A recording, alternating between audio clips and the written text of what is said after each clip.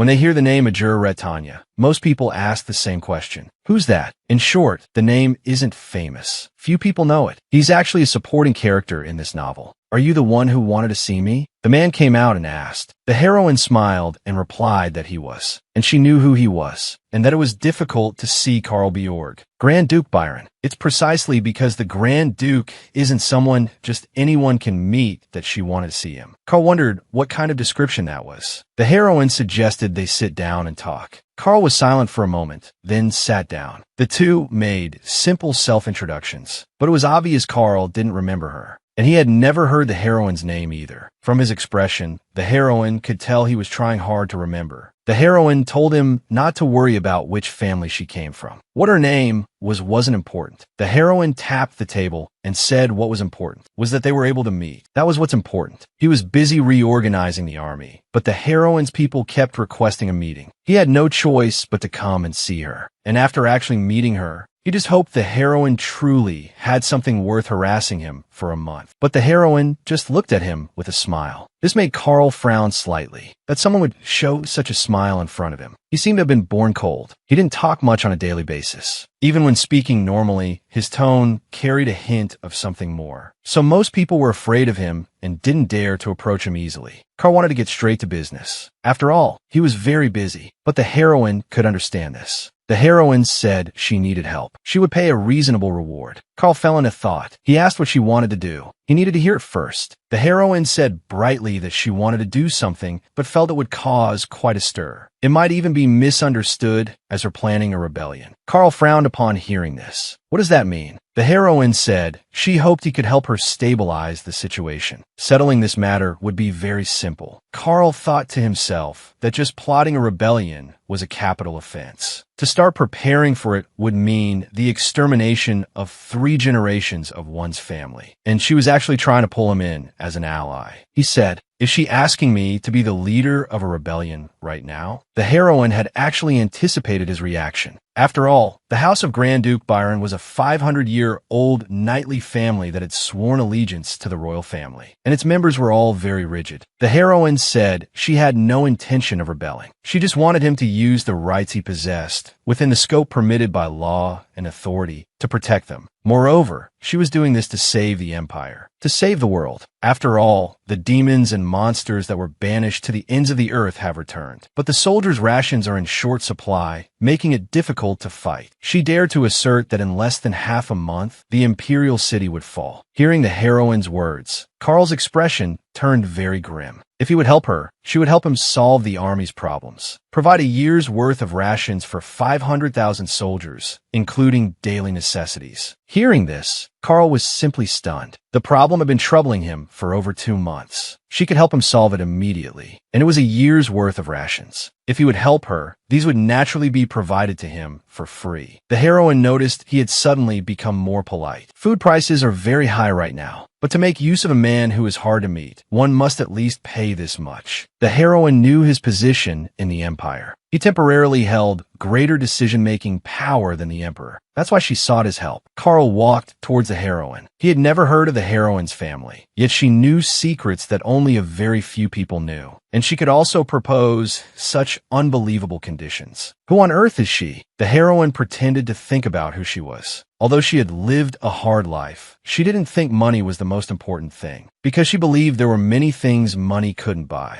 Karl didn't quite hear what the heroine was saying. The heroine was silent for a moment. Then, with a brilliant smile, she said brightly, "With money, you can control the Empire's intelligence network, buy over the arrogant Grand Magus, and hire hundreds of thousands of mercenaries to defend against the monsters. You could buy the most influential and powerful man in the Empire." Karl wanted to say something more, but the heroine directly interrupted him. She didn't have much time. If he couldn't agree, she would leave, and then meet His Majesty the Emperor. Now, it was his turn to choose. He gripped the contract in his hand. The heroine was very happy he could make this decision. Karl asked the heroine what she meant when she said he didn't remember her. Could it be that they had met before? He couldn't possibly remember everyone he had met before, so it was possible he had forgotten, but he just felt it was strange. When had they met? The heroine said a long time ago, about 10-odd years ago, but it was understandable that he didn't remember. People don't usually remember things from their childhood, and they had only met for a short period. The heroine asked mischievously if he wanted to know. He had grabbed her as she was about to go home, saying that when she grew up, he would definitely marry her. If you had to choose between the adoptive parents who raised you for 20 years and your wealthy biological parents who reappeared after 20 years, which would you choose? The heroine would choose the latter without hesitation. After all, this was the principle her adoptive parents taught her. Not long after they adopted her, they had a pair of twins. She lived like an invisible person at home. So as soon as she became an adult, she chose to live separately from them. She experienced firsthand that in society, you have to suffer if you don't have money. So when she was reborn, she naturally felt as if she had everything and was incredibly happy. From now on, she would no longer have to worry about food, clothing, or rent. Although the vaguely heard names of the emperor, high-ranking nobles, and the country sounded somewhat familiar to her, she didn't really care. This was her first time turning her life around. Whether this was the world of a novel or a manga, what did it matter? But one day, her father announced that the family was bankrupt. The Aspenser family's business went bankrupt overnight. The land was also mortgaged to pay off debts. In the end, all that was left was a dilapidated mansion that no one took care of. Mother prepared a meal. The soup had been reheated several times and was already very thin. She would enjoy it properly. After all, their family was now dirt poor. Father said he went to see Mr. Woodgoth yesterday. He was willing to help them. Mother was very happy. That's wonderful. Her head shot up, her expression changing. He's not thinking of investing in some strange business again, is he? Father quickly explained that he wasn't. The heroine watched them with a smile, thinking, here we go again. The Aspenser Viscount had recklessly expanded the business, and the debts incurred had long ago sown the seeds of disaster. To save the family, he took the last remaining money to do business. But he ended up being cheated by a friend and lost all the money. But our family has nothing left to be cheated out of now. Father even said that was a blessing in disguise. Seeing the heroine finish all her food and eating it so cleanly, her parents were shocked. The child was suffering along with them. The heroine thought that although the soup was a bit thin, it was quite good. At least she didn't have to watch people's expressions while eating. The heroine was reborn into a world filled with familiar names. But she still didn't know which novel's world this was. But she had read too many novels and couldn't remember for a moment. Now that the family was in this situation, she had to remember the novel's plot to bring a turnaround for her family. After all, her father's burden was heavy. In this life, she couldn't live a poor life again. Money is truth. At this moment, a knock suddenly came from the door. Her parents weren't home. The heroine was afraid it was debt collectors and didn't dare to open the door. But the person outside was about to knock the door down. The heroine went to the door and saw some strangers standing there. They could also be here for debts, so she decided to act innocent first. The visitor's expression was very scary. He knew the heroine's name. The heroine asked him what he wanted, but he was very fierce and didn't answer the heroine's question. Then he directly took out a piece of paper for the heroine to see. The heroine didn't know what it was. She was met with the visitor's angry glare. He mocked the heroine for being an illiterate idiot who needed to be taken back for education. The heroine pointed to a spot and asked if it was the Basquiatella family. She retorted sarcastically that he was the idiot. Ignoring the visitor's fury, the heroine looked at the official letter. Looking at his fierce expression, the heroine just stared at him with bright, innocent eyes. He gave the heroine a piece of advice. Although any collateral relative of the Basquiatella family could enjoy this benefit, it would be best if she didn't come. Even if you come, you will only realize how miserable your situation is. Watching them leave, the heroine thought to herself what bad luck to encounter this so early in the morning. She heard that you're supposed to sprinkle salt to ward off bad luck at times like this. The family was too poor to have salt, so the heroine could only sprinkle dirt instead. Her parents also saw the official letter. It said that collateral relatives of the Basquiatella family could attend the courses offered by the family for free. And Aspenser was actually a collateral relative of the Basquiatella family. She was also eligible, although she couldn't remember the specific details. In some novel, the Basquiatella family that appeared was a ducal house of the entire empire. It was unexpected that a collateral relative of such a family would become a beggar because their business went bankrupt. You couldn't get access to such high-quality courses elsewhere. But he was afraid his child would be wronged. Father was probably worried that she would be discriminated against and hurt there. But in reality, the heroine was more worried about her father getting hurt. Mother came to the heroine and said she could go if she wanted to. After all, this course was a rare opportunity. But what parent could bear to tell their child that she might be ostracized because of their family's poverty? The heroine told them not to worry. She was willing to go. Maybe she could find more clues about this world there. Finally arrived. It looked so big and magnificent. The guard looked at their official letter, finding it incredible. How could a collateral relative of the Basquiatella family be so plainly dressed? He didn't believe it, stating that he had never heard of this family. It's normal not to have heard of someone else's family, but he actually said it out loud. The heroine was very displeased. With a harmless face, she insinuated that even if they were a plain noble family, he couldn't be so disrespectful. He was just a guard. He realized his rudeness and let them in.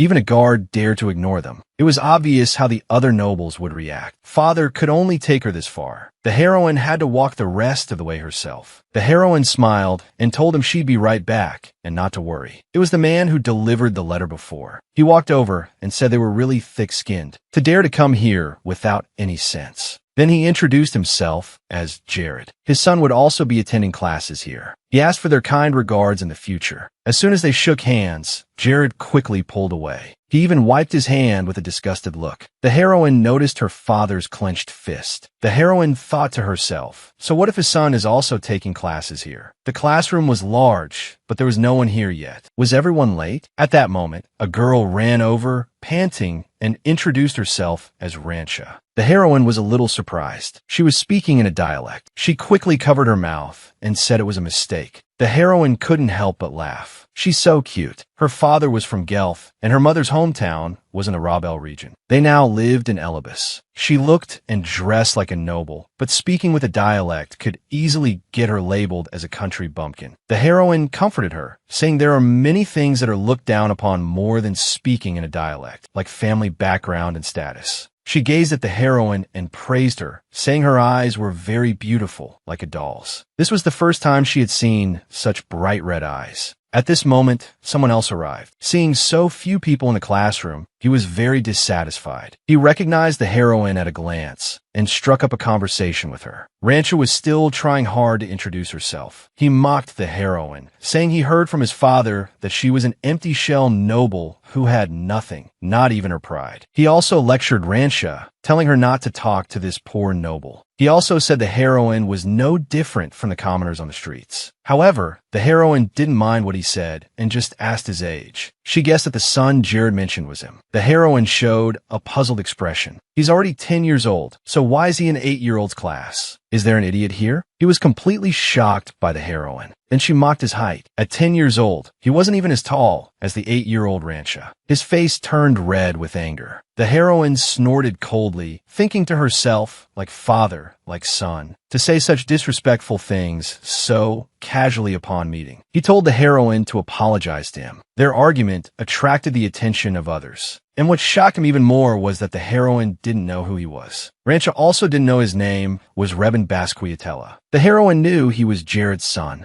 The two argued endlessly. He told the heroine to apologize to him. The heroine agreed, bowing her head and apologizing sincerely. Then she suddenly headbutted him. He insulted her first. The heroine wasn't going to genuinely apologize to this person. He was knocked back with a bloody nose. Rancha was stunned. Rebin, with his bloody nose, eventually gave up on the lesson and ran out of the classroom. The classroom was in an uproar. Rancha was beside her, very concerned about her head. The teacher arrived. He soon noticed that one person was missing. After putting on his monocle, he introduced himself as Ezekiel, the scholar of the Basquiatella family who would be in charge of them. He noticed the heroine's side, recognized Rancha's identity, and thought she had brought a maid to class. Then he said directly that this kind of thing happens every year and told Rancha not to bring a maid to class. This was an unexpected development for the heroine. The heroine could only take out the official letter to prove her identity. He immediately admitted his mistake and apologized to the heroine. This made the heroine very happy. In class, he pointed to a book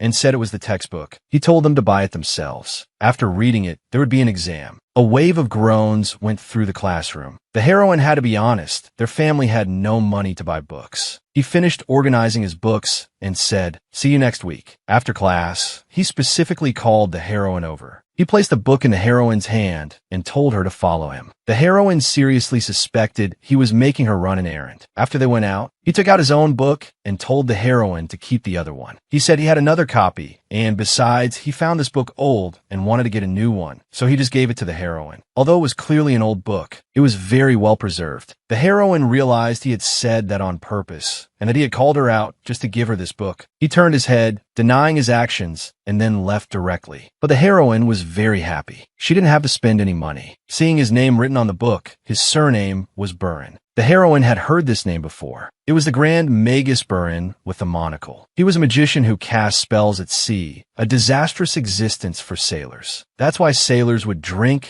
and sing before setting out to sea, symbolizing swallowing the storm Burin would stir up in advance. The heroine reasonably suspected that man was the Grand Magus Burin. Ranch's voice interrupted the heroine's thoughts, asking if she was still feeling unwell anywhere. The heroine said she wasn't, and she even walked her back. She had heard about the heroine's status, but didn't mind, and she even felt that the heroine was more like a noble than she was. She didn't speak with a dialect either. In a blink of an eye, the heroine arrived. She told her that her dialect wasn't strange at all, and it didn't matter if she spoke with a dialect. She could also try to speak it less. She was willing to help her correct it. She was moved to tears. On the other side, at the dinner table, Basquiatella family head, Bassetman, heard an interesting piece of news today. His grandson ran out of class with a bloody nose. Rebin felt very scared upon hearing this. Jared defended him, saying it was probably because he was too young and it was his first time seeing blood. But Bassetman wanted to hear what his grandson had to say. Jared looked at him, telling him to answer for himself. He disobeyed an order. Was it just because he got a bloody nose from being hit by a girl? Bassetman stopped him from questioning further. He found it very interesting. A collateral relative actually fought with a direct descendant and then stayed for the lesson as if nothing had happened. He said he wanted to meet that child. The man opposite him gave a slight smile and said he had worked hard. This made his expression very grim. Jared couldn't help but say to Rebin, "You're truly a useless thing." It's strange, no matter how she thought about it. The novel in which the Grand Magus Burin appeared was far from a love story. Because she liked love stories, most of the novels she read were of that genre. She vaguely remembered a little. This was a world filled with despair and destruction, blood and war. It was a typical fantasy novel. A distant evil force was trying to destroy the world, and the protagonist had to defeat the evil force to protect this world. When the evil force attacks, the world will face the crisis of destruction. She might die too. Right now, she was just living a poor life, lacking food and clothing. This world was still very peaceful. The war seemed very far away. The heroine was lost in thought as she walked, then stopped in one place, greeting with a laugh. The old man was very helpless. She's not here to borrow books again, is she? But this is a place to buy books. How many times does he have to say it? However, the heroine just smiled at him, making it hard for the old man to refuse. He asked the heroine what she wanted. Was she looking for someone to play house with her? If someone could play house with her to pass the boring afternoon, that would be nice. But she had other business. It's about this newspaper. Is this the only major newspaper company in the capital? The newspaper company that publishes a morning paper every day. There are 3 in the capital. But the only one that can also publish an evening paper is this one.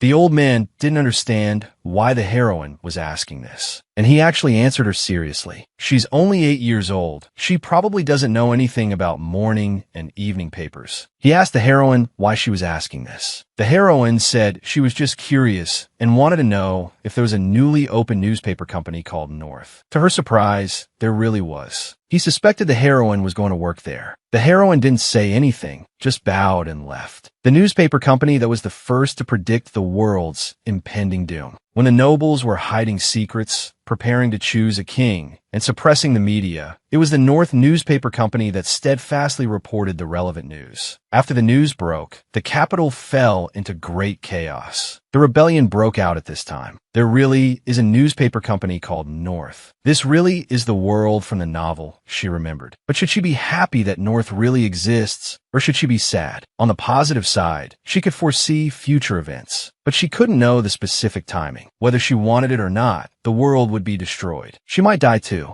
Also, although she remembered important events, she couldn't remember the protagonists' names. Who would remember the names of the protagonists from a novel they read years ago? No matter how hard she tried to recall, she still couldn't distinguish those names. But now is not the time to dwell on this. After the heroine went back, she wanted to tell them what she knew, but she didn't know how to bring it up. What kind of business should she tell them to do? Would they believe her? They would never believe her words. If it were her, she would also turn a deaf ear. Then she would have to give them some hints. Mother noticed the heroine sighing and asked her what was wrong, why she looked so serious. Father thought, could it be that she encountered something unpleasant? He was about to ask when a knock came from outside. He was very helpless. This person is so rude. There's a doorbell, but they insist on pounding on the door. There was a group of people outside. They asked if he was a juror's father. He asked about their identity and was surprised to find they were carrying swords. They must be knights. He said someone wanted to see him and his daughter tomorrow. He pointed to an invitation letter on the ground. It was from the Basquiatella family. The family head did not answer his question. They were just here to inform him to be on time tomorrow. They would kind of pick them up. Father was furious. Is this the attitude of the Basquiatella family knights? They want to see them without saying anything. The visitor took off his cloak and introduced himself. He was Baron Pranville, a direct guard knight of his Grace Duke Sidman. He was a little surprised. A direct guard knight came to deliver the letter personally. He stated his purpose. His Grace the Duke wanted to see a juror. Considering the young lady's age, he invited the Viscount to accompany her. As for why he wanted to see her, they would find out when they arrived tomorrow. Also, looking at his shabby clothes, he didn't say anything more, just turned and left, wishing them a good night. Mother was puzzled. Why was it so noisy outside? What did they say? She turned to look at the heroine. Father handed her the invitation. It was from the Basquiatella family. When asked what happened, the heroine felt too guilty to say. She thought to herself, he didn't go and tattle, did he? A fight between children actually alarmed the Duke of Basquiatella. The heroine was afraid the Duke would retaliate. Seeing her father's worried face, the heroine still spoke. It seemed she couldn't coexist peacefully with that guy. Rebin shouted at the people at the door, telling them to leave. He wanted to go out and rest. He had a headache. They were in a difficult position. Rebin couldn't go out now. They could get him some medicine, though.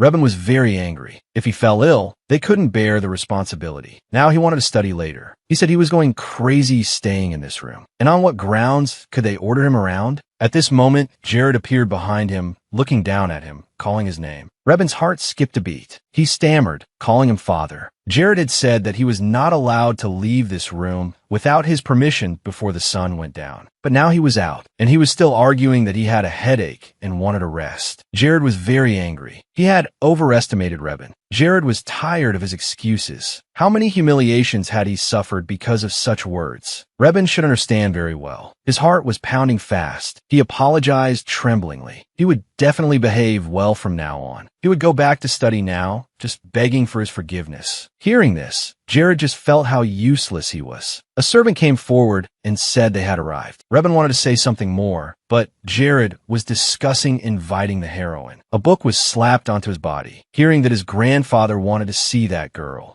Jared turned his head. He heard they had an exam next class. He hoped he wouldn't disappoint him. Rebin clenched the book in his hand and replied, yes. In the main hall, a maid told them to wait here for a moment. Father breathed a sigh of relief, thinking, my daughter injured his precious grandson. He probably wants a juror to receive a corresponding punishment. Thinking about the vicious words that boy said to a juror, whether he got a bloody nose from being headbutt or whatever, he actually deserved it. But would the Duke of Basquiatella understand? He might also kick a juror out of the class. Although he thought this was a good thing, if his daughter wanted to go, he would even kneel to beg for the Duke's forgiveness. As he was lost in thought, the heroine handed him a dessert, saying it was delicious and he should try it too. A juror's innocent and lovely appearance made him relax. In the past, the Aspenser family's dessert plates were also always filled with cookies. He had really let a juror down. He sighed, filled with self-blame. Eating the dessert, the heroine wondered what she should say. It was already ridiculous for adults to interfere in a children's fight. And that person was the Duke of Basquiatella. The hierarchy here was strict, and there was nothing she could do. Father took the heroine's hand and followed the maid to the Duke's office. The two at the door were chatting about something. Finally, the adults were standing inside. Please come in, both of you. They could go straight in. Before them was the Duke of Basquiatella. He stared at them coldly and said, come over here. However, father stood far away, frozen, not moving. He doesn't eat people, he said it again. Father, like a frightened rabbit, hesitated for a long time before moving. The heroine noticed a bag on the side, not knowing what was stuffed inside. Could it be food? She turned her head and found him glaring at her. The heroine thought, he's angry. Is it because she hurt his grandson? But he suddenly spoke. When Ceballos first saw me, he was so scared he cried. Rebin even wet himself. But this girl isn't afraid of me. There's not a trace of fear in her eyes. Her father is already trembling with fear. Her courage is truly great, to face him without any fear. And he had only called her over out of curiosity. In response to his question, her answer was also calm. He spoke of the origin of the Aspenser family. It was a family that broke away from the Basquiatella family to establish its own. They were not closely related by blood. The heroine let out a breath. Does that mean they're barely related? He asked the father if he thought he should let them off, and the father took all the blame upon himself. This aroused the Duke's displeasure. As a father, to blindly indulge his child, what an irresponsible act. Father was still pleading for the heroine. Watching the Duke pressuring her father, the heroine was very displeased. Such a famous and powerful family, so childish and petty. He asked the heroine what punishment she was willing to accept. She said she didn't want to talk about it, as it wasn't important in her opinion. The Duke greatly admired the heroine's courage. He had a general understanding of the situation and knew his grandson was also at fault, so she would receive the same punishment as Rebin. Go back and write a self-reflection paper. About 2 pages would be enough. As long as she submitted the paper, the matter would be considered closed. Such a punishment? Father was a little surprised. The Duke asked in return, is that not enough? He asked the heroine if she was afraid of this punishment. She replied, a little. He just wanted to see how bold the child who injured his grandson in the very first class was. That's all. This person was very familiar to the heroine. He was the man who died in an accident before the original story began. The heroine walked over to the bag, opened it, and looked. It was gunpowder. She sniffed it lightly and said, this is the smell of sugar on it.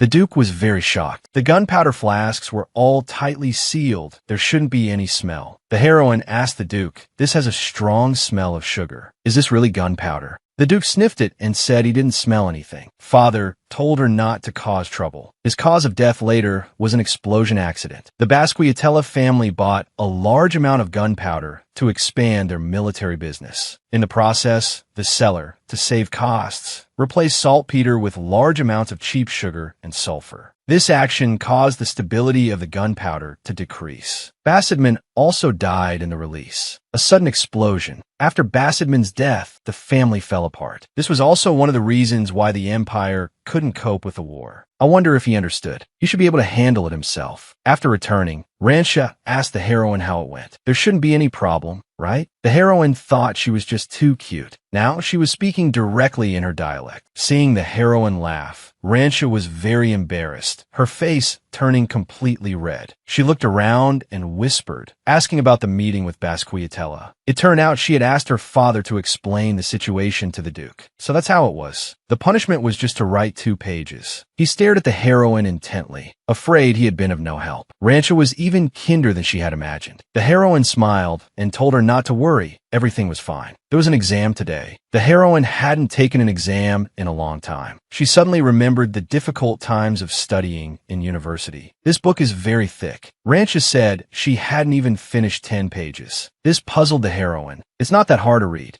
Even the test paper the heroine received felt very simple. She was really overthinking it. 8-year-old children wouldn't be studying difficult things. After finishing, she looked at the teacher. The exam content was all from the beginning. He thought no one could have finished reading it. He noticed the heroine glance over. Her test paper was already finished and with a high accuracy rate. Then he told the heroine to go outside. Someone was waiting for her. If she went out now, everyone would surely stare at her. She really couldn't hope for a quiet life. The heroine walked out and sighed. As expected, someone was waiting for her. She was displeased. Where are we going? When they arrived, she found it was the Duke of Basquiatella. Suddenly, a huge explosion sounded. The heroine was scared to death. The explosion happened right next to her, separated by a transparent wall. He smiled and asked the heroine if he had scared her. It seems that no matter how brave she is, she would still be afraid of explosions. The heroine felt like he was joking with her. How could he do this to a child? He asked the heroine if she had ever seen an explosion and what she thought of it. He had investigated after hearing her words before and indeed found a problem.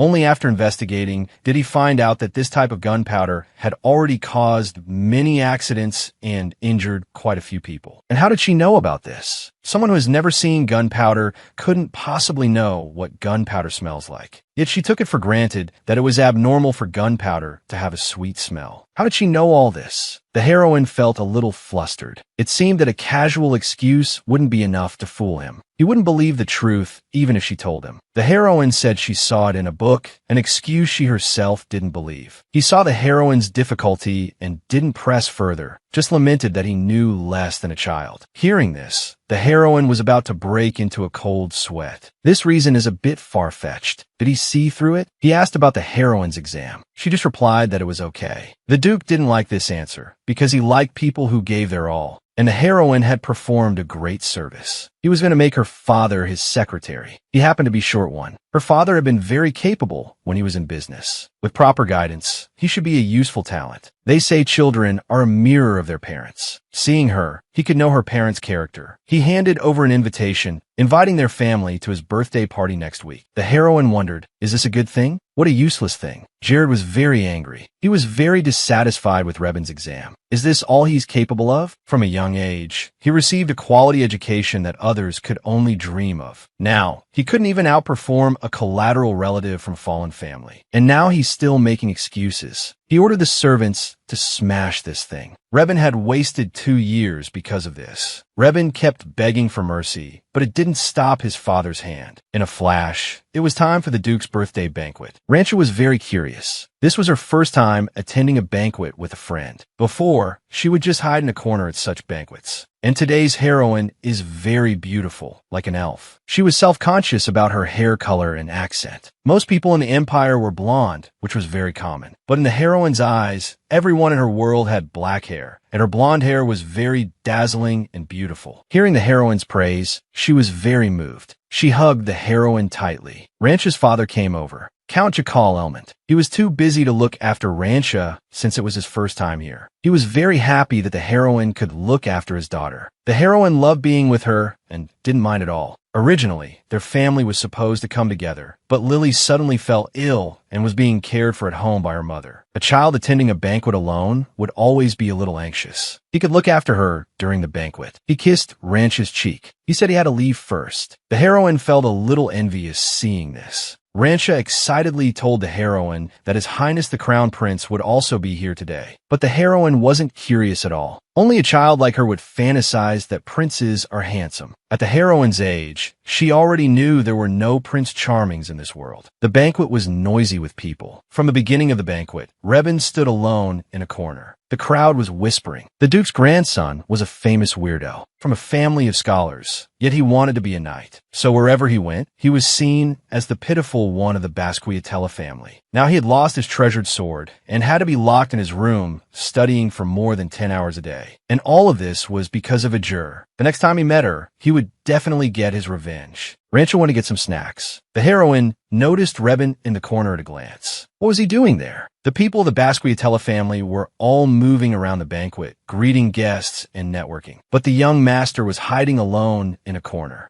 Inadvertently, she noticed him pulling someone, not knowing where they were going. He was even holding a knife. The heroine hurriedly went to check. They were standing outside. Just as he was about to swing the sword, the heroine stood in front of the boy. His Highness Prince Ishmael. Jared greeted him respectfully. Ishmael quickly said it was nothing. The nobles nearby saw this and started muttering. Although he's royalty, he's just the 5th prince. With the Basquiatella family status, he doesn't need to bow to a mere 5th prince. However, what they didn't know was that his father would soon be choosing the family's heir. Rebin's performance was already enough for him to fall out of favor. He had to at least take this opportunity to build a relationship with the royal family. Jared's politeness and respect made him very uncomfortable. There's no need for this. A servant whispered something in his ear. Ishmael asked about his son. He heard that when he applied to the academy last time, he was unfortunately rejected. Now he's planning to attend the family courses. He's not going to continue. Suddenly, he pretended to be innocent again, saying he mentioned it by accident. He wanted to say more, but was interrupted by a servant. He's gone.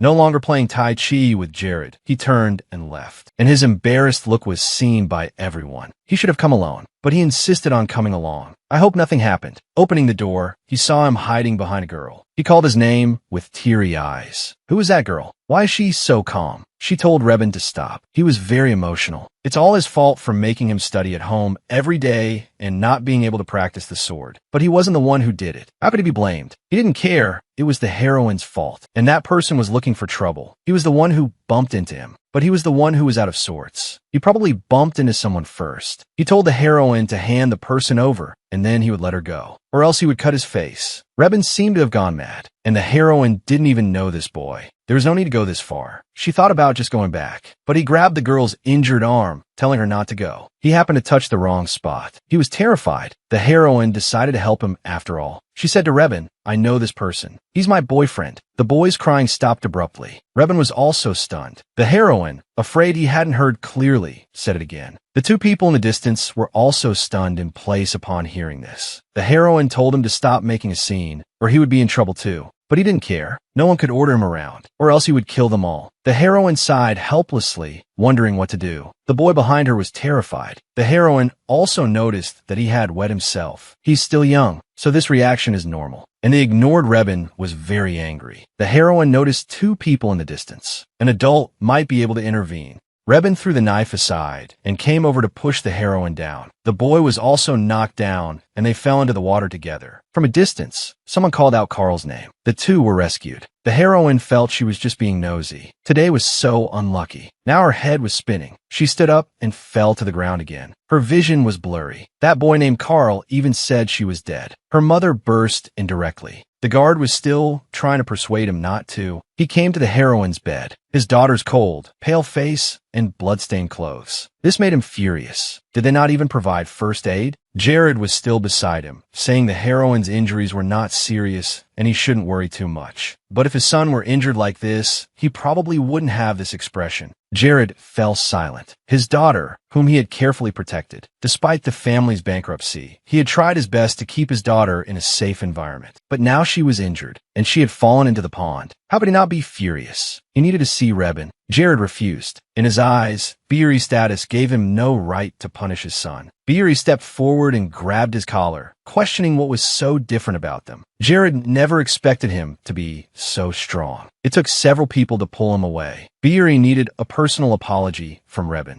Jared didn't care about his words at all. This was the Basquiatella residence. He ordered his men to lock him in the dungeon. Bassetman appeared. Beery's behavior was understandable. He came over and straightened Jared's tie, whispering that he would ask him about this later. Bassetman bowed directly to Beery and apologized. It was his failure to discipline his son that led him to make such a mistake. Jared didn't understand. What was so important about a collateral relative from a fallen noble family? Ishmael also walked over, saying a juror was not someone he could casually belittle. At this moment, another group of people entered. Judging by their attire, they were the Black Lion Knights, the Knights of the Byron family. They all stood behind a child. The Byron family's knights could each fight 5 men. They were the elite among knights. That boy's identity was not simple. He looked at the injured heroine, then stared angrily at him and said, "She is my benefactor." If Jared insulted her again, he would have to pull out his tongue. Beery was suddenly stunned. Jared gritted his teeth and said nothing more. Ishmael was somewhat silent. He shouldn't have brought him here. Even if he was the famous nephew of the Grand Duke of Byron, it was too dangerous to insult his son in front of the Duke of Basquiatella. Jared felt he was joking. Carl pointed out that nobles don't apologize, so he really is a country bumpkin. Carl said many admiring things about him, which Jared didn't understand. He also asked Ishmael to continue his words. Ishmael thought, is he running a fever? He's usually too shy to even say a few long sentences. After he finished speaking, he didn't pay any more attention to him and walked directly to the bed. He stood there, gazing at the heroine. Bassetman ordered the person to be brought in. Rebin walked over anxiously in front of everyone. Bassetman pulled him over. Facing Beery, he told him to apologize. Rebin quickly apologized and wanted to say something more. His grandfather looked at him sharply. He just told him to apologize, not to make excuses. This was the Basquiatella family's responsibility. He begged for everyone's forgiveness. Beery had no choice but to accept his apology. Bassetman said he would ensure a juror was well treated and that he never expected his own son to be so malicious. Jared still didn't know what he had done wrong. Bassetman told him to shut up. He would temporarily relieve him of his duties, revoke all his authority, and have him reflect in his room. Jared left angrily. Looking at the person by the bed, he asked Beery to join him for a cup of tea. Beery glanced back at the boy and left. Carl gently caressed the heroine's cheek. He said the heroine was like a Prince Charming, and he didn't even know what a boyfriend was, so he asked Ishmael. The Byron family's education is very strict. Could it be that they directly forbid education related to relationships between the sexes? He doesn't even know this. He could only explain that it meant a lover. Carl touched his burning face and said, "This is the first time he's had a lover." Ishmael felt like his world was collapsing. He must have misunderstood something. He quickly explained what had just happened, but he didn't seem to be listening to anything. His eyes were shining, and he even said they would get married in the future. Ishmael quickly shook his head. What kind of old-fashioned thinking is it that dating must lead to marriage? Thinking of this word, he collapsed onto the bed and fainted. His body was still so hot. The two walked down the dark corridor. Jared said he truly regretted having him. It's one thing that he can't handle his own affairs, but now he's even getting in his way. Rebin kept apologizing.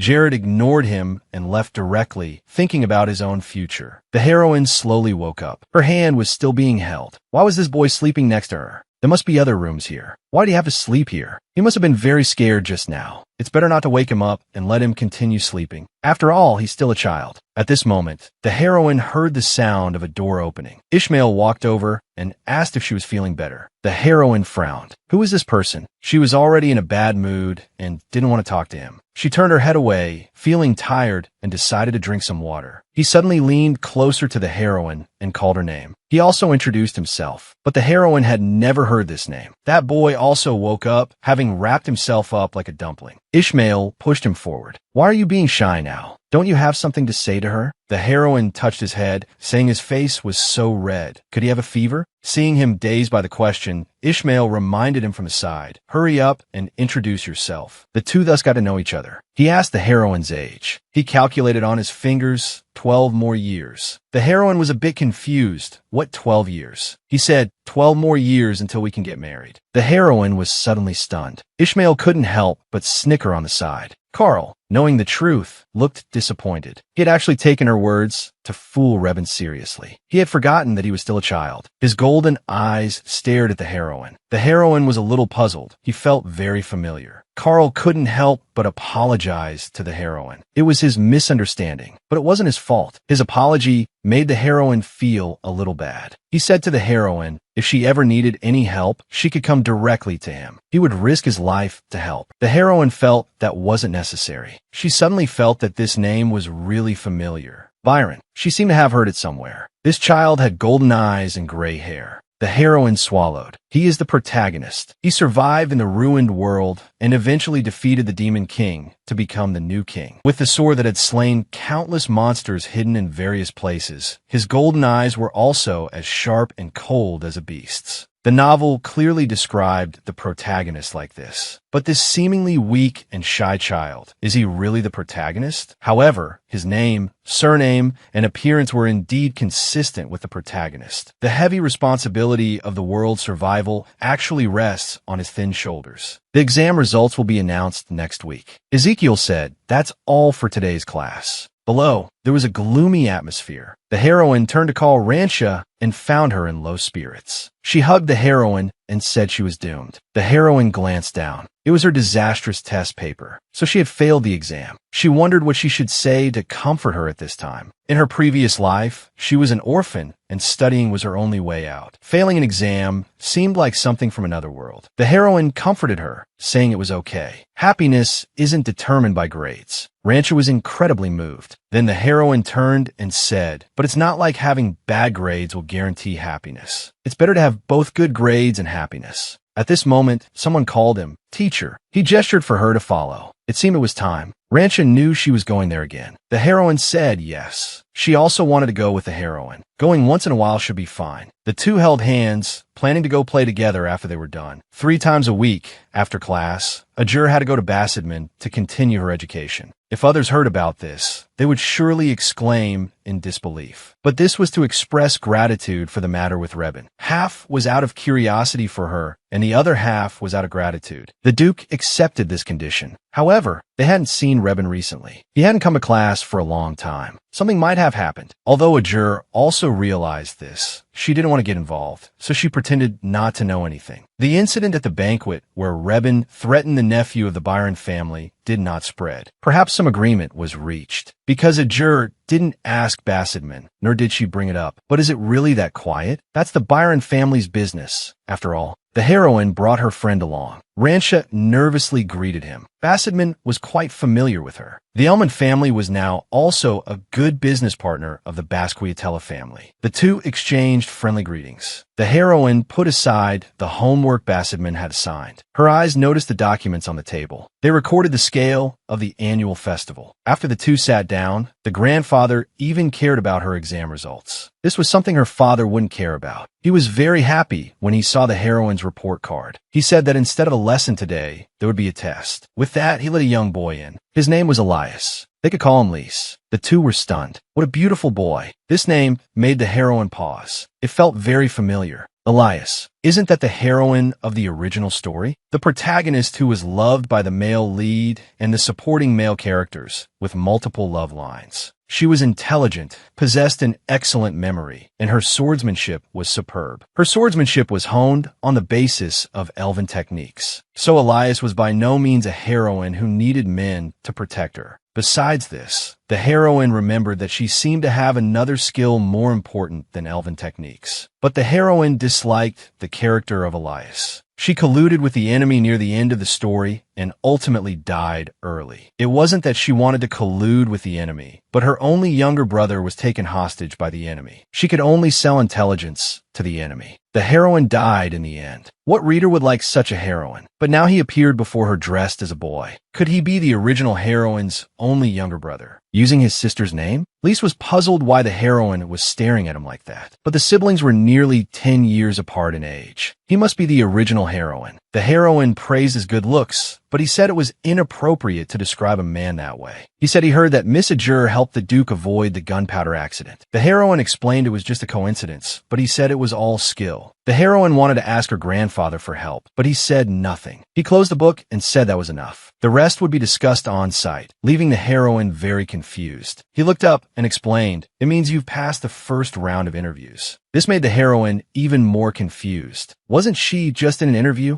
How did she pass the interview? His Grace, the Duke of Basquiatella, recommended her to be Lisa's adjutant. Although she's only 8 years old, age is not important. But how could he let an 8-year-old child be an adjutant? She was still in school herself. Who could she assist? The people who recommended her all praised her memory and her knowledge, which surpassed that of her peers. And the people who recommended her, besides His Grace the Duke of Basquiatella and Teacher Burin, were also her parents. He said that to be an adjutant, she just needed to skip 1 class a week and accompany him to inspect the site. That would be her course content from then on. As for what site they would inspect, she would know when she saw it. The female protagonist had a bad feeling. For the exam, she had to answer 2 questions, but her grandfather wouldn't tell her what they were. If she passed, he would even give her a gift. A week later, the female protagonist found out why they didn't tell her. It was a mine shaft, and she had to go in. Was it really appropriate to take an 8-year-old girl into a mine shaft? Although slaves had worked in the mines when slavery was prevalent. Ever since the abolition of slavery, mining had become a profession exclusively for adult men. Going into the mine meant inhaling a lot of dust, which was very bad for one's health. She felt like she would die from inhaling too much dust before the world even ended. And Elias's job was to draw maps. She hadn't remembered it before. Elias actually had a special talent. Although Elias's spirit count wasn't outstanding, his way of controlling spirits was very new and unique. For example, loading the power of spirits onto a sword or drawing detailed maps. He was like a compass. It turned out this talent of his had already shown itself when he was a child. However, since he could do it well on his own, why did he have to bring her along? This was the map he had drawn before. The tunnels inside were winding and very complex. Even when mapping the same area, there would always be some discrepancies each time. The female protagonist was a bit speechless. Wouldn't it be better to have an adult do these things rather than an 8-year-old child? He told her to go over there and organize things while he went by himself. He knew it was a bit dangerous for her. The female protagonist didn't understand why he was dressed as a man. If he was worried about work, her age was a bigger problem than her gender. Never mind, she should just go do her own thing. This was more exhausting than she had imagined. Suddenly, she felt like something had just shaken. Was it an earthquake? She had to get out of here. When she got out, she found everyone was so calm. The ground could collapse due to an earthquake, and Elias was still inside the mine. But to her surprise, he was standing right behind her. He had actually come out. Regarding the earthquake, he smiled and explained that there was a training ground nearby that used cannons and bombs. Every time they trained over there, the ground here would shake. The training ground was some distance away, and the underground tunnels here were very deep and stable. The impact of the explosions wouldn't cause the mine to collapse. He patted the female protagonist's head and told her not to worry. When he realized what he was doing, he quickly pulled his hand back, said he was going to look at the map she had just organized, and turned to leave. He glanced at the map and told the female protagonist that she could go back. He still had things to do, so he wouldn't be returning. She had fallen down from the shock of the explosion. When he returned, he was covered in dirt. He helped wipe the female protagonist's face and ordered the servants to prepare hot water. The female protagonist had already figured out the exam content. It was probably to ask who that person was. There was no connection between the two of them, yet he introduced him to teach her, and the lessons were meaningless. That's why she thought so. When asked for her answer, the female protagonist's response surprised him. She actually said she didn't know. Seeing that he was still unwilling to reveal the answer, she wondered who on earth Elias was to have his identity concealed like this. He gave the female protagonist a bag filled with gold. He said if she could double the value of the gold in the bag, he would give it all to her. If she lost all the gold in the bag, she would never be able to set foot in this mansion again. What a strange old man. What would it take to stop the world from ending? After much thought, she concluded that the world's destruction could not be stopped. So she felt that all she could do was work hard to make money, find a place, buy a small island, and live in hiding. But she was just an 8-year-old child. Even if she wanted to prepare, there wasn't much she could do. She would even face many restrictions and could do almost nothing. So her choices were limited. The female protagonist arrived at a place. Ever since she was asked the question, she hadn't said anything. Someone noticed the little kid and wanted to kick her out. This was the kind of atmosphere. When she was a child in the capital, she worked as a waitress in a famous tavern and could gather a lot of information. This was the right place. Ignoring the two people blocking her, she walked directly up to a man. He was very respectful to her, not slighting her because she was a child. The female protagonist walked closer and asked, "Are you Vesemir?" Hearing the affirmative answer, the female protagonist thought, it really is him. He was Ninetails, who would do anything for money. Hearing the female protagonist's words, his expression turned serious and cold. He picked up the female protagonist and walked away. She was just a little kid. Did he have to be so fierce? With a grim face, he asked the female protagonist who sent her. The female protagonist truthfully said it was herself, but he didn't believe her and threatened her to tell the truth. What was going on? A normal child would have been scared to tears by this dark room and his terrifying attitude. He still didn't believe it, but that someone had been making a living by buying and selling information since the age of 7 was even more unbelievable. Everyone who knew him from that time was already dead, but she actually knew these things. Could she be a god? The god known as the guardian of daggers, beer, and betrayal. Kellum. Vesemir was a fervent believer in Kellum. Vesemir took the name Ninetails, it seemed, because the wolf raised by Kellum had 9 tails. But in this situation, most people would ask if anyone who knew them was still alive. Yet he immediately asked if she was a god. If that was the case, she didn't need to explain. She could just admit that she was guided by Kellum. Although it was a lie, she had indeed been guided. Having read the novel, she could be considered guided by the author. He was an orphan from a young age, struggling to survive on the streets. The messenger of the god he had believed in his whole life had appeared before someone like him. The The female protagonist didn't expect him to react so strongly. She felt a little uneasy. He actually cried, filling the female protagonist with guilt. If the world ended, he would die anyway. What was a little guilt? She comforted him, saying he had worked hard all these years. He suddenly hugged the female protagonist and cried his eyes out. His emotions finally stabilized. The female protagonist started to talk about business, looking at him sitting obediently in front of her. How did she remember the original work describing him as particularly cynical and cold-blooded? She coldly said the world was in danger, and she came to find him to stop the world from ending. If anyone else heard this, they would probably think she was crazy. He actually believed her. The female protagonist had planned to go to another place after he got off work, but he was getting off work right now. For the safety of the world, he couldn't stay here carrying plates. They would leave right now. He went downstairs, handed in a resignation letter, and left. The female protagonist sighed, hoping not to involve innocent people. There was a place where the signs of hundreds of companies had changed hands. The money gathered here was more than anywhere else. This place was the capital's largest investment company. Nobles, commoners, and beggars, all sorts of people, gathered here for only one purpose. And that was to make money. It was very difficult to double this gold. He had taught the female protagonist economic concepts before, so this must have been the purpose. And he said if she lost all the gold, she couldn't come back. He didn't say she couldn't come back if she lost some of it. He always called the female protagonist my lord, and she just let him. The female protagonist planned to invest there. She needed money. Vesemir didn't understand at all. He actually said that if the female protagonist wanted to save the world, she could find sponsors. The female protagonist thought his idea was too simple and told him to keep his voice down, as no one else could know about this. The female protagonist said this matter required money. Faith alone could not save the world. After hearing this, his face was full of admiration. Although she only knew about the future and not the present, it didn't mean she couldn't pick a quality investment. The world wouldn't be destroyed overnight. Before a major event erupted, many small problems would surely appear, especially in regions outside the capital, which began to experience famine. This was also frequently mentioned in the original work. Countless common people suffered due to famine. What she wanted to invest in was the guild master who was acquiring grain and fruit trees on a large scale there for sale. She walked up to him and said she wanted to invest. He was a little surprised to hear that this little child wanted to invest. When he learned the female protagonist was a noble, his attitude did a 180-degree turn. Although I don't like his sudden change in attitude. In this world that runs on money, this kind of situation is very normal. The female protagonist directly took out the money, wanting to use this gold to pre-order grain from the southern granary region. The director promised to handle the related matters. The delivery would be in a week. Then the female protagonist planned to leave. She also needed Vesemir to spread a piece of news. The news that she was selling grain at a high price. And also to spread the news that a grand festival was about to be held in the capital. Just say that the capital is holding a grand festival that even people from other countries will come to see. Beer, food, and grain are inseparable. The female protagonist's home became lively. Biori was puzzled. What is all this? He didn't understand why she bought so much grain. Where did she get so much money to buy so much grain? The Aspenser family went bankrupt due to business failure and was dirt poor, unable to even afford food. Now the family's warehouse was piled high with grain. Although he was now serving as a secretary in the Bakia family, and his conditions had improved, it wasn't to this extent. He was very worried about where she got the money. The female protagonist truthfully answered about the money her grandfather gave her. Only then did he understand. Grain is a commodity with relatively small price fluctuations. Doubling the money would be difficult, unless by some miracle, like a natural disaster or something. Lily didn't mind, thinking the female protagonist must have her own ideas. And the female protagonist also needed her father's help. It was about these water mills, flour mills, and malt warehouses. She wanted to make deals with these places. Lily trusted the female protagonist's judgment. Although Biori didn't understand, seeing their happy smiles, he thought, oh well, what big trouble could happen?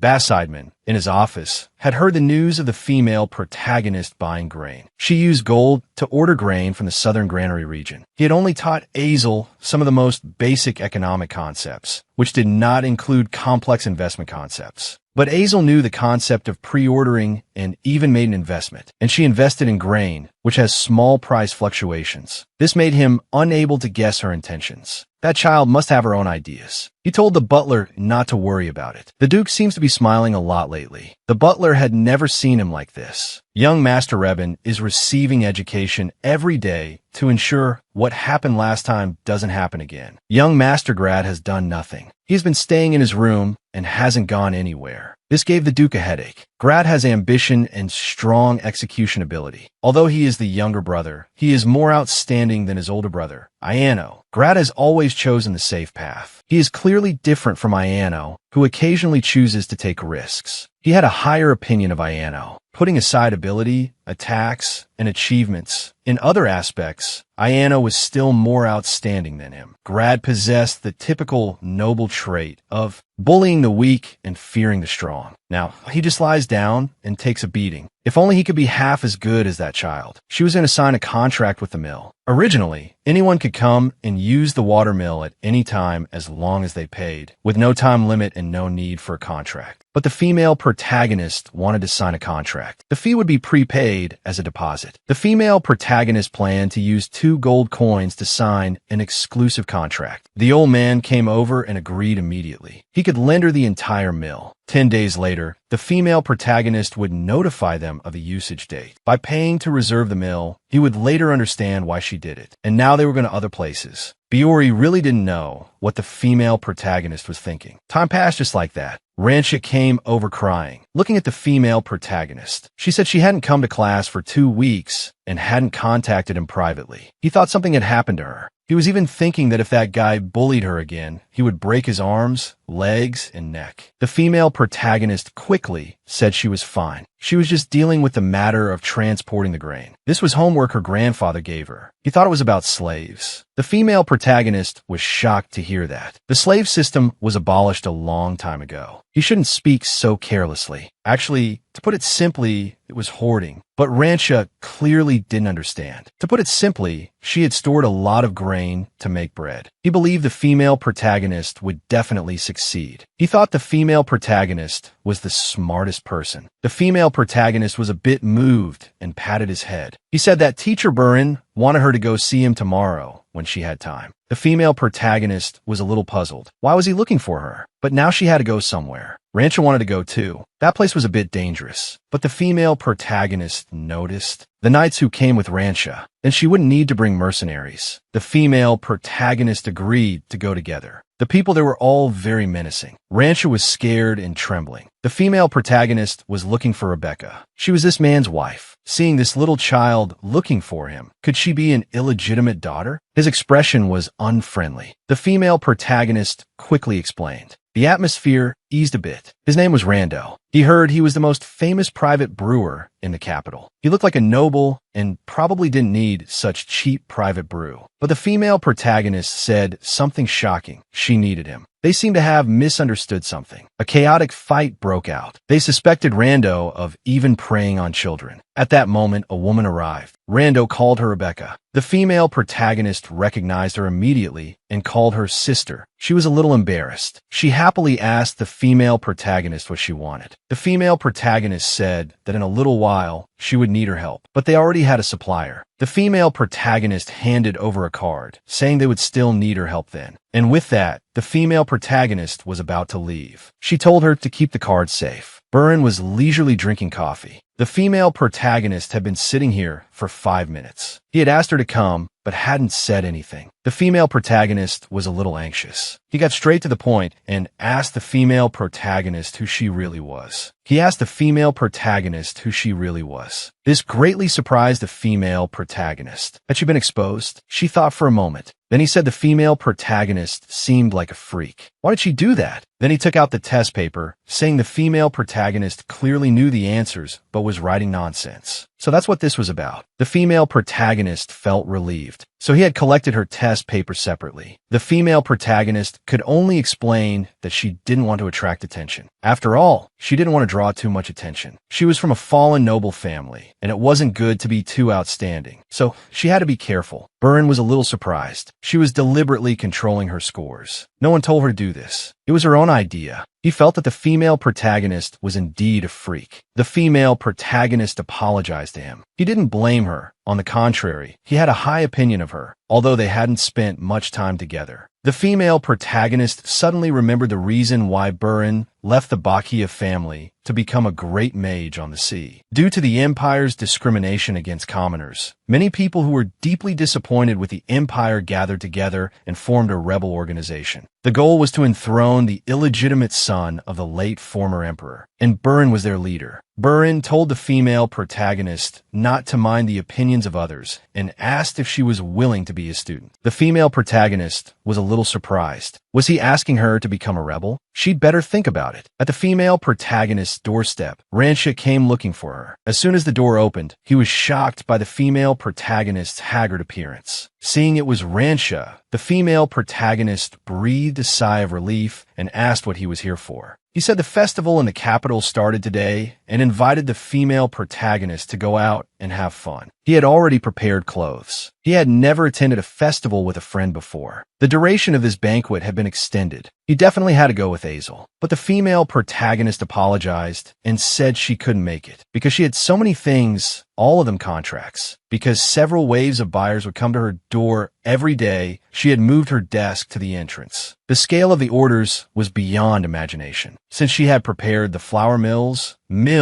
and malt warehouses in advance according to her plan, she was now suffering from a massive number of orders. Someone came to place an order, and the female protagonist took out the contract for him to look at and explain the rules. The female protagonist's head was spinning. The source complained that her pricing was too high. After all, the prices here were more than double the market average. The female protagonist's expression changed. He had clearly tripled the prices of these items during the festival, yet he wanted to buy ingredients at the original price. She directly told him if he wasn't buying, she'd take them back. Ransha found it incredible when he saw this. She was also very tired, having to deal with so many people every day. Ransha asked if she could go out and play after she finished dealing with all this. The female protagonist said yes. He turned his head and instructed his subordinate to call for people. Then he looked at her with shining eyes. He said he would help her. Biori was so tired he was questioning his existence. He had been working non-stop since morning, but there was no end in sight. At this rate, he might collapse from exhaustion before the goods were even moved. Just as he was gritting his teeth and persevering, a person appeared behind him. He said he was Baron Barrington and that Miss Almond had asked him to come. He felt a bit helpless, thinking, is it that routine again? It wasn't just ordinary merchant groups and vendors who needed supplies, but also nobles. So recently, people often came here to cause trouble, saying they wanted to spend money for their grain and flour. Two had already come today. He didn't want to entertain anymore. To his surprise, the man said he came from the front. He even had a handwritten letter from Azel. He asked, "Are you done checking?" If he was done, he was going to start working. Then a group of people came over in an orderly fashion to help. Biori was completely stunned. From now on, they would be in charge of the work here. The female protagonist was still in a daze, thinking, is this really okay? Thanks to Ransha's help, she was finally freed from the desk that had tied her down for days. And the people he brought were very reliable. It was originally difficult to hire people during the festival, but Ransha quickly solved this problem. She also knew which shop the bread he was holding came from. He said the imperial family also held banquets for 3 consecutive days. His father had to attend every day and seemed very busy, but he only went to the banquet for 1 day and skipped the rest to hang out with her. The female protagonist was very touched when she heard this. He was truly a magical child. She hadn't really done anything for him, yet he liked following her so much. He asked if the female protagonist's homework was going smoothly. Actually, it was going very smoothly. After dealing with the remaining goods, the income would definitely double. Then she could go back to class. Ransha said, "Wait a minute," and came over to wipe her hands, saying, "Use a handkerchief to wipe them." The female protagonist didn't expect him, who used to be so shy, to suddenly become so assertive. He was truly hard to figure out. They had eaten enough and planned to wander around some more. Suddenly, she felt someone bump into her. She staggered, and the person behind her splashed water all over her. He was very angry and told the female protagonist to apologize. The female protagonist was speechless. Who was the one who ran over and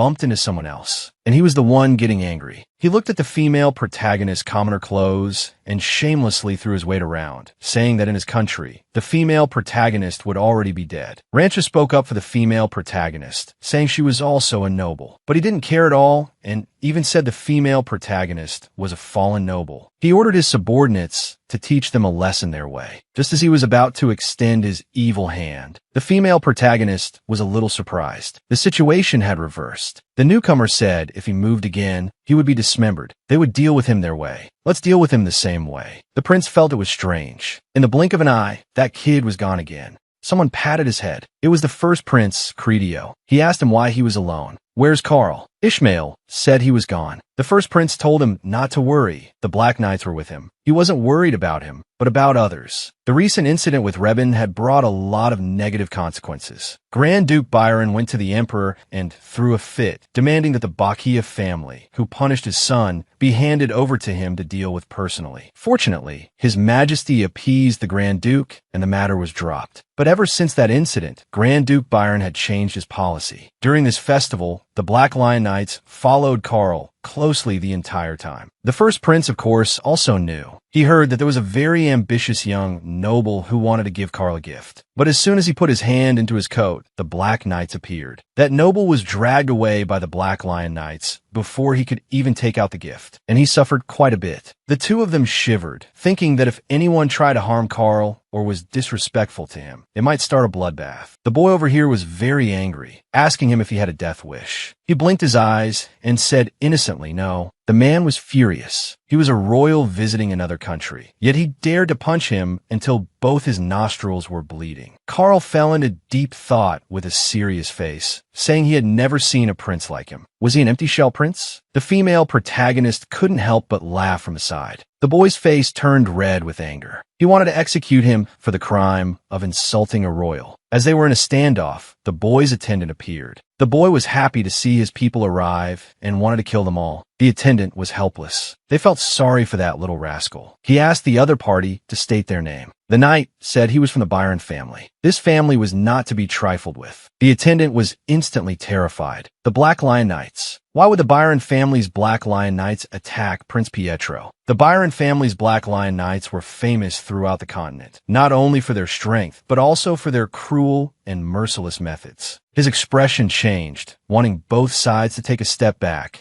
saying it was just a misunderstanding. The crowd fell into a clamor, with onlookers gossiping. Pietro, still oblivious, wanted to kill them all. The attendant clamped his mouth shut, thinking, we're about to die, and you're still talking about killing. The situation here was escalating. The knights didn't move. After all, if they made a move here, His Highness the Prince would also be in danger. As the scene reached a stalemate, a person appeared. Stop! It was the first prince. Pietro heard him and wanted to kill him too. Looking at the chaotic scene, the first prince said, although I don't know what happened, let's take him back first. Pietro was defiant, wanting to kill them all, and even called him the rogue prince of Pieta. The first prince's eyes changed as he smiled and said to him, if you don't want to lose your head in a foreign country on suspicion of harming a royal, you better not say another word. Only then did he realize he was a royal. The first prince told Carl to let go. He obediently did so. He praised him, good boy. The attendant slowly approached from behind. The first prince glanced at them, and they quickly took the prince and left. The female protagonist and Rancho were frozen on the spot. He stepped forward and said, why don't we talk somewhere else? The female protagonist looked at him and fell into thought. The first prince of the empire, the future emperor, also the last emperor of the empire, a tragic figure who was sent to the guillotine for being unable to protect the empire. Ishmael came up and punched Carl. Why'd he run off again? So every time the Byron family went on the offensive, Ishmael was responsible for taking care of Carl. It seemed to be the same this time. After what happened last time, his older brother finally managed to bring them out, yet he ran off again, and it was because of the person next to him. That is, the female protagonist. He stared at Carl. He had run off following that girl, and after he went back, he even asked about her. And this behavior of his was spread by the Grand Duke, who said the innocent young master had fallen in love for the first time. Carl refused to admit it when he heard it. The prince passed by. He said, "All right." He came before the female protagonist and bowed politely. The female protagonist returned the bow, thinking he was so cute, still a child, yet he greeted her as solemnly and elegantly as an adult. He looked at the female protagonist and said she always seemed very mature, both in her tone and her demeanor. Rancha smiled from the side and said, "That's right." Then he kept praising the female protagonist. The female protagonist also said he was very mature. He shrugged slightly and said he had already grown up. Then the female protagonist also thanked Carl. Thanks to his help, the female protagonist thought that it wasn't actually that dangerous just now. Just the guard knights behind Rancha numbered more than 10. What could have happened? Carl blushed with shyness upon hearing this. The female protagonist couldn't believe he was really the male lead. This shy boy would grow up to be a cold, bloodthirsty person. The first prince said from the side that they should be heading back. He also told Carl to accept her thanks properly, as it was also a virtue. The girl bowed to thank him. Carl stood there grinning foolishly. The prince felt very gratified. The group was about to say goodbye. The female protagonist said, "See you later." Carl thought for a moment, then looked up and said that he wouldn't be able to come out for a long time after he went back this time. The direct line of the Byron family needed to fulfill their duty, to stay at the border for 10 years. The female protagonist was a little surprised. Was this some kind of national defense obligation? He wanted to ask the female protagonist for a favor. Marry me in the future. The three people off to the side were completely stunned. His father had said that a lifesaver is someone you can spend your life with. And the female protagonist was the coolest woman he had ever met. He said that although there were some misunderstandings before, they were cleared up now. He had been thinking about her ever since he went home, and he still was. The female protagonist thought for a moment. At his age, he would definitely forget her in the future. So she agreed. Carl was very happy. The female protagonist added, "If you still remember." He said he would definitely remember. But the female protagonist just smiled and looked at him. 10 years is a long time. He would surely forget. But being the object of the male lead's childhood crush seemed pretty good too. He took out a necklace. It was a cross made from melting down the first silver sword he ever used. They each had one. He had to go back. He said they must meet again. Watching his departing figure, Rancha looked at her with some concern. Was it okay to agree to his proposal like that? The female protagonist said it was fine. Anyway, when they met again in the future, he wouldn't remember today's events at all. And Azel's prediction came true 15 years later. The female protagonist smiled and asked, "Do you remember?" Carl was dazed at first, then suddenly became angry. He directly flung the female protagonist's hand away. Although her hand was slapped away, the female protagonist wasn't angry. After all, 15 years had passed, so it was normal for him not to remember. But that didn't matter. Her proposal would not change. This agreement could not be backed out of. Carl asked a sharp question. He said if this matter was true, the scrap of paper he held was of little use, and his identity was unknown, so he couldn't be trusted. The female protagonist smiled and said he was wrong on 2 points. First, she was Countess Aspenser, a noble who had officially inherited the title from her parents. Second, this proposal was not planned by her alone, but by a group. Many great figures like those from the Bakia family. Carl was a little surprised. That necklace was the symbol of the ducal house of Bakia. The Aspenser family was a vassal of the Bakia family. Duke Basidman was her godfather. Carl had a headache now. That wasn't just any ordinary noble family. It was the Bakia family. The empire held more than 10 councils a week. Everyone hoped Duke Basidman would make his stance clear, but he had remained silent. Who knew he was pulling these kind of strings behind the scenes? In addition, there was the great mage whom the empire detested. But if he spoke, the negotiation results would probably come to nothing. In short, he just needed to know that many groups were supporting him. Carl had one last question. What would she get out of doing this? The female protagonist took his hand and returned the necklace to him, saying what she gets is not important. What's important is what he can get. The female protagonist smiled and left, saying, "Think about what you can get." Looking at the thing in his hand, he was a little surprised and couldn't help but clench his fist. The female protagonist returned home, exhausted, and asked if a letter had come from the teacher. Not yet. She was going to take a bath. It has been 15 years. The long journey is about to come to an end. 15 years was enough time to turn that shy boy into a cold, frosty man. And that time was also enough to change Azel. 10 years ago, her business expanded and she increased her market share. After Bassideman saw Azel perfectly solve the homework he left for her, he began to personally support Azel from behind the scenes. Therefore, Azel, relying on the information she possessed and Bassideman's power, earned a huge fortune. Then she began to use the money she earned to stop the world from ending. She originally just wanted to make more money and live a peaceful life with her family, but things took a turn beyond her imagination. In the beginning, saving the world was not Azel's plan, but Bassideman's plan. Although, when Bassideman was devising this plan, Azel was only one of the core members, but now Azel has become the representative leading this plan. The attendant knocked on the door and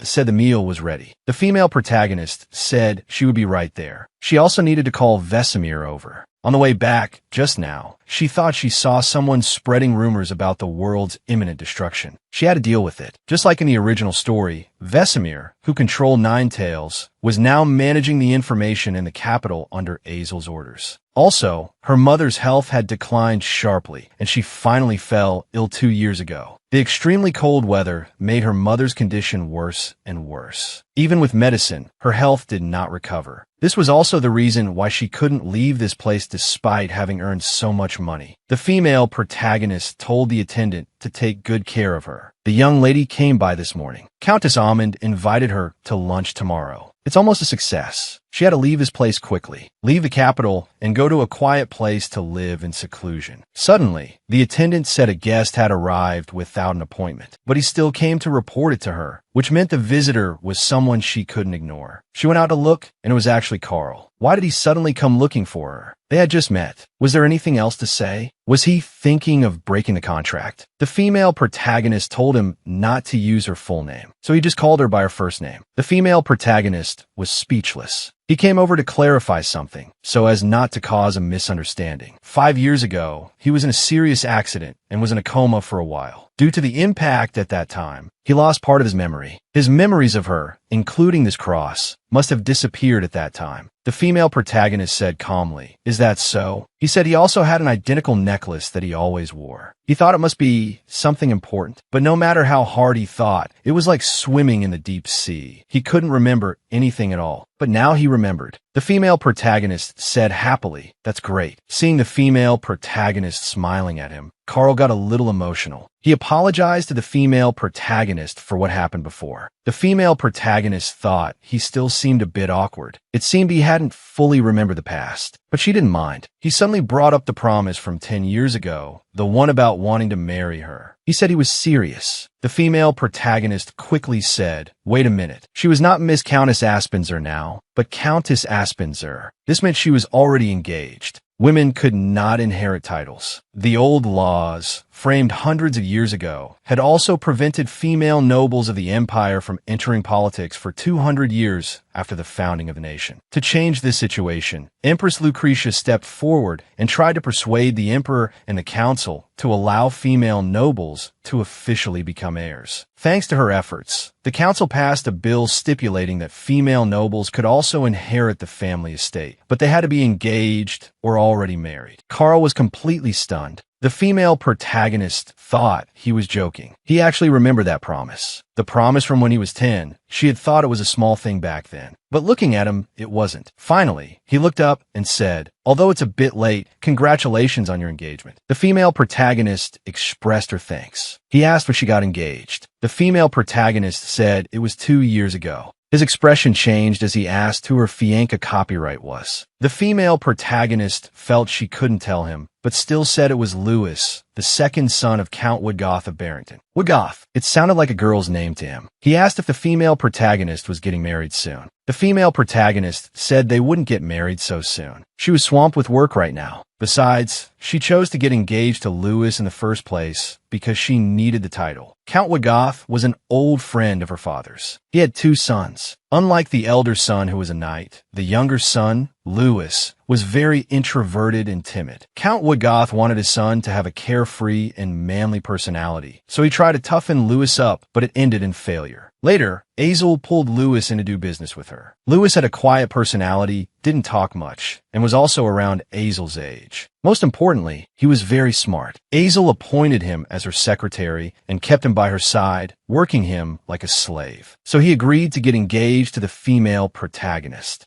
The female protagonist had promised to let him go after this matter was over. He was looking forward to his freedom. Hearing that the female protagonist wouldn't get married right away, Carl breathed a sigh of relief and said he would submit the signed agreement to the council and actively push it forward. The female protagonist intended to see him off. She was very grateful for his help and hoped for a good outcome. Carl said he hoped they could meet often. The female protagonist was speechless upon hearing this. There was no need for them to meet often. As soon as she opened the door, Lewis was right outside. The female protagonist was a bit surprised. Why was he here today? Wasn't he on a day off? And at this moment, the Duke stared at him with hostility, making Lewis feel baffled and scared. The female protagonist sensed the strange atmosphere. Carl extended an evil hand. He greeted him with cold eyes. The two shook hands amicably. Lewis felt like he was about to break into a cold sweat. He gripped Lewis's hand tightly and asked a series of questions. He had come this time to deliver documents. Noticing Carl was still here, the female protagonist politely saw him out the door. After he left, he couldn't believe that the self-control he had cultivated was lost so quickly. He thought, she's not married, so I have a chance. After seeing Carl off, the female protagonist turned around and asked him what he really wanted, since she had known him for so many years. This lie tricked him. He never went out on his days off, not even if the female protagonist begged him, let alone for this non-urgent document. Lewis looked innocent and said he had no particular business. He said he was sad that the female protagonist thought so badly of him. Hearing him say that, the female protagonist felt she had overthought it and quickly apologized, and he left in a huff. She said that petty guy, he should just leave quickly. The female protagonist was confused. She didn't think she had called him petty. At night, he was actually flustered. Azel rarely even blinked an eye when faced with most things. It was rare to see such an expression on his face. Suddenly, he paused, his expression changing. Why was he here? The visitor said he hadn't come to the meeting for a long time, and he thought something bad had happened, so he came to find him personally. It seemed he was fine. He said he was indeed planning to go to the meeting, but he saw that person enter Azel's room.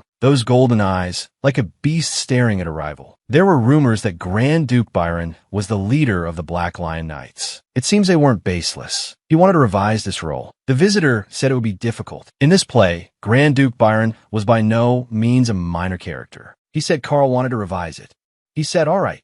The female protagonist got out of the carriage, and Rancia ran over to hug her. It had been a long time, but they had just met 4 days ago. He wanted to be with the female protagonist all the time. Since childhood, Rancia had followed Azel around all day. Count Elmond had now given up on trying to stop him. Rancia had passed the prime age for marriage, but when the Count introduced men to her, she still ignored them. The Count was afraid she was the last bloodline of the family, but the female protagonist thought his own daughter was as beautiful as a doll, and countless men liked her. Yet the Count still had to worry about such things. At the dinner table, Rancia said they hadn't eaten together like this in a long time, although they had afternoon tea together every day. Rancia asked if anything had happened recently. Her father hadn't been home much, and he was always very busy. Originally a border noble, Count Elmond moved his family to the capital, which was why Rancia could continue to stay here after becoming an adult. The female protagonist said it was because strange phenomena had suddenly appeared in the sky recently, and many never-before-seen monsters had emerged, blocking the paths the guilds usually took. Rancia understood. She said that tea had been hard to buy recently, which was worrying. She heard that due to the weather, the tea trees weren't growing well. The female protagonist told her not to be frugal. She had long known there would be a tea shortage, so she had stockpiled a large amount of various types of tea in advance. She had also processed those teas and cast spells on them to ensure they wouldn't spoil even after being stored for many years. Rancia said that at times like this, she really regretted not being a man, so she could marry her. She was smart, outstanding, had a quiet personality, and was even beautiful and rich. What man wouldn't like her? The female protagonist told her to just drink her tea. Rancia felt that every time she praised Azel, her reaction was very interesting. It was so cute. Rancia felt very bored recently and wanted to go to the market with the female protagonist. By the way, there was a recent rumor. 7 years ago, after Grad inherited the title of Count from the Bakia family, he was driven to the border. But she heard that he passed away not long ago. He died quietly in his bedroom, as if he had fallen asleep. Many people said he died from a chronic illness he already had, but other rumors were circulating privately. It was said that Rebin killed him. There were rumors that he had switched the medicine Grad was taking. There were also rumors that when Grad died, someone saw Rebin walking out of his bedroom. It was said that their relationship was indeed very bad. So when these rumors spread, everyone felt it was possible. Never mind, they wouldn't see him anyway. The female protagonist was still a little concerned. But no matter what, it had nothing to do with her anymore. So she said, let's talk about something else. In any era, there are people who believe the world will end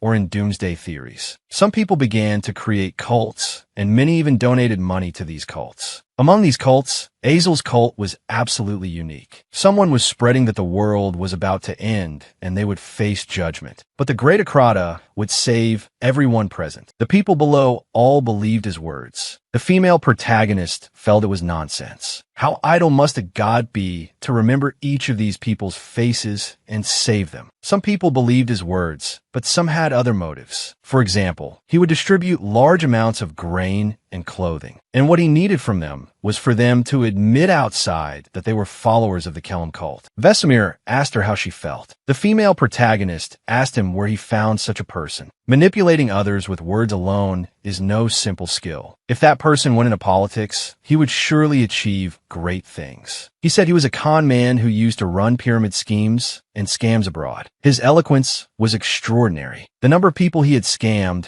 was in the 4 digits. He loved money and cherished his life. That guy was born for this line of work. He told the female protagonist not to worry. The female protagonist was very happy. Entrusting this matter to him was indeed the right decision. Kellam was an evil god, the god followed by those who made a living from deception and betrayal. Worshipping such a god would be considered heresy. All of her businesses were legal. Creating a cult like this and setting up a puppet was not a business she would consider. He said it was insurance. To ensure that when riots broke out, these people would have hope and food. These people were more realistic. They trusted a god who gave them bread more, giving them hope for salvation, while also having food and clothing to withstand disaster. This could prevent riots. Although the cult would be disbanded after a while, they had achieved their goal. Recently, many nobles had been doing business with them. Some had threatened them, and some had even demanded they hand over the cult. Grain was becoming harder and harder to buy, and even tobacco was out of stock. Those nobles who failed to quit smoking must be going crazy. Dealing with the nobles one by one was difficult. The female protagonist told him to open a warehouse and win over other cults. The world was about to end. It was unknown if the people here could survive. Vesemir thought they would all die. The female protagonist got out of the carriage and asked for the master. He had been waiting for her in his office since. A person who was only busy with work his whole life, even spending his rest time in the office. Arriving at the door, the female protagonist knocked and went straight in. The attendant was a little surprised. She was really amazing, because in this mansion, she was the only one who dared to enter the master's office directly without his permission. Grandfather looked up and said, "You've worked hard coming here." The female protagonist said, "We can talk about other things later. Are you all right now?" Grandfather started to play dumb, asking what she meant. The female protagonist sniffed the liquid in his cup. It was alcohol. Grandfather sighed and said he wanted a drink once in a while. The female protagonist was a little sad. A person who would never touch tobacco or alcohol during work was suddenly drinking. He said, to forget that meaningless emotion, having a drink isn't too much to ask, is it? The female protagonist asked, is it guilt? After all, he was the one who banished young Master Grad to a distant place. Or was he regretting what he did in the past? He said she was asking the obvious. He never regretted anything. The female protagonist snatched his drink away. It was precisely because she knew he wasn't that kind of person that she asked. Grandfather sighed with emotion. She actually dared to snatch his cup. The female protagonist said he was old. He said he was indeed old. Otherwise, he wouldn't be indulging in this absurd emotion, drinking alone. Actually, he had known for a long time. When he sent Grad to that place, he had a faint feeling that he might never see him again. After all, his decision was no different from publicly abandoning that proud and greedy fellow. It was inevitable that he wouldn't want to see him again. So not being able to see his dead child was not that tragic. What was truly tragic was that he died at the hands of his own child. When asked about regret, just now he did regret it. He should have kept Rebin by his side, and he also drove his grandson to that place. The female protagonist said, but it's not yet certain that young Master Grad died at Rebin's hands. But Grandfather said that after killing his own father, Rebin set off for the Koryagal Plateau. That was the habitat of monsters, and even the Demon King had descended there. For Rebin to go to that place meant he didn't want to live anymore, and there was a traitor among them, and someone had helped Rebin on the Koryagal Plateau. When darkness fell upon the clear sky, all the countries on the continent, including the Empire, simultaneously announced a long-buried secret. The world was about to end. Instantly, the entire continent was thrown into chaos. Subsequently, Grand Duke Byron led an army of 800,000 to battle. At the same time, the great mage Burin also gathered a group of pirates at sea and went to the battlefield. Also, the merchant guild centered around the Aspenser family spent a huge sum to recruit mercenaries scattered across the continent. The army advancing towards the Koryagal Plateau did everything in its power to eliminate the swarming monsters, all to save the world from the Demon King. But what they didn't expect was that the war, which they thought would end in a short time, lasted for a very long time. Although the Empire had already provided them with several rounds of supplies, the already scarce supplies were soon used up. This was already the fourth round of requisitioning. More and more imperial citizens were dying of hunger and cold. The nobles began to eagerly hoard money and grain. Even the warehouses in the palace were gradually emptying. Funds were short. When the war began, everyone was full of confidence. But the result was the opposite. The national treasury was empty, and personnel losses were heavy. The emperor could not stand by and do nothing. The expeditionary soldiers needed food. Someone suggested requisitioning the cult supplies. Recently, many people have been spreading that the cult that believes in Kellum is distributing grain. Perhaps it could solve the urgent need. Someone stood up to stop it. The cult is an organization that helps the people and promotes relief efforts. Cracking down on it would cause riots. The two argued over this matter. The emperor said, "Silence." The Duke of Bakia said he had a way. Among the people he knew, one could provide a huge amount of supplies. He didn't need money, but he had 3 requests. One of them was to ask him to recognize and accept the new religion, the Kellum cult, as the state religion. The other 2 requests were similar to this one. The emperor was shocked. For the past several hundred years, the empire's state religion had remained steadfastly in its position. The high priest, the leader of the state religion, had even participated in royal activities and personally placed the crown on the emperor's head. It should have been impossible. But now, in this time of crisis, that was no longer important. He agreed. In that case, he snapped his fingers and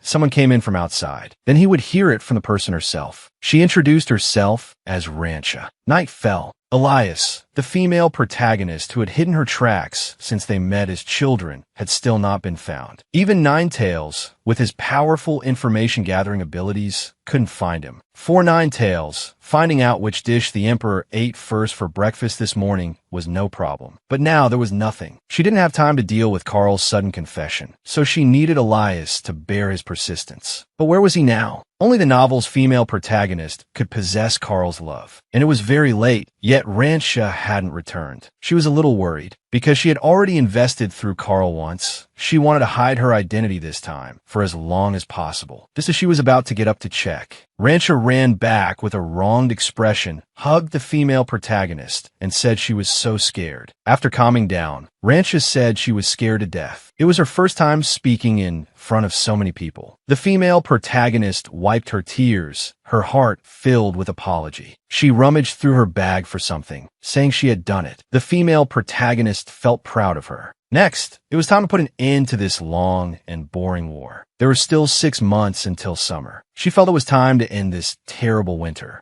Winter was about to pass. Soon, spring arrived. This meant the war was about to end. As the cold receded, the sky, which had only dropped snowflakes, began to flutter with flower petals. It was also at that time that she received news from the battlefield. They were defeated. She had naturally assumed they would win the war. With the cold spell over, she could see the returning army. Plus, her grandfather had been so busy with this matter that he had been staying in the palace. So she had a premonition that the war was about to end in victory. But she never expected defeat. She had poured so much money into supporting them, and they were defeated? No more eating. She hurried to prepare the carriage. She was going to the Bakia mansion to see her grandfather. The female protagonist asked what on earth happened. He just glanced at her and said, "That's how it is. We lost. It was said that a traitor caused internal strife. He wasn't there, so he didn't know the specific situation. She should ask the person involved herself. That is Carl. The female protagonist was a little surprised. Why was he here? Shouldn't he be leading the soldiers? There were bloodstains on his body. He felt there was something he needed to report in advance, so he secretly returned at dawn. His voice was filled with exhaustion. The female protagonist asked him what the situation was, why they were defeated. Grandfather said someone had betrayed them and sided with the Demon King. Carl said yes. The traitor colluded with the Demon King, and the originally sufficient supplies were burned. And the Demon King must have promised them something. It should be those nobles without rights. Because even if they participate in the war, they will still be nameless nobles afterward. Since the Demon King has no soldiers and they lack supplies, the two sides were at a stalemate. After a period of deadlock, they called a truce. The heroine breathed a sigh of relief. It was a truce, not a defeat. But logically, the Demon King should fight to the death. So why a truce? The heroine was a bit speechless. You really do see it all if you live long enough. Anything can happen. Suddenly, she thought of something. What about her land? The Kalia Gala Plateau, occupied by the Demon King. She had applied to the emperor for that empty land, which had no strategic or commercial value, on the condition that it would be turned into a granary to attract countless investors. If she can't get that land, she will go bankrupt and become a person with bad credit. Aegir's grand plan began with taking over the desolate Kalia Gala Plateau after the war. The Kalia Gala Plateau, often mentioned in the original novel, is a God-given protection. It was originally a barren land, but after the war ended, grass and trees actually began to grow on that land. Aegir knew this, which is why she brought in countless investors and business groups to plan this. But as the war entered a truce, all her plans went down the drain. She thought the war would only end if humanity was extinct or the Demon King died, because that was the unwritten rule. But in what novel does the Demon King ever have a truce with humans? It would have been better to be defeated outright. At least then, they could prepare supplies and fight again. She was instantly up to her ears in debt. She already wanted to run away. It's not too late. After all, investments are risky, and the contract didn't say the principal would be returned. But she was the one who brought in the investors, the one who claimed she would bring everyone profits. That would make her guilty of fraud. Lewis came over and happily called her name. Just as the heroine was feeling extremely frustrated, she yelled, "Who is it?" He was startled and asked her what was wrong. The heroine asked him what he was here for. He said he came to work. She's very frustrated right now. The winner hasn't been decided yet, and the war is about to enter a truce. She looked at the letters on the table and thought, so it's the debt collectors. Then he said they had applied for surveillance. The heroine was a little surprised. Applied for surveillance? Isn't that a surveillance system to prevent debtors or entrepreneurs from running away? Lewis said they don't understand her at all. How could she run away? The heroine said from the side, how did they know she was planning to run? The heroine burned the letters directly and asked when the surveillance would start. Lewis said tomorrow, so she doesn't have much time left. The heroine planned to run. The butler walked over and said something big had happened. Without turning her head, the heroine said that she is now a penniless debtor and can no longer afford to hire a butler. He is free to go. The butler said that's not important and told her to come out and see. The heroine looked out the window. A crowd of people was standing downstairs from her house.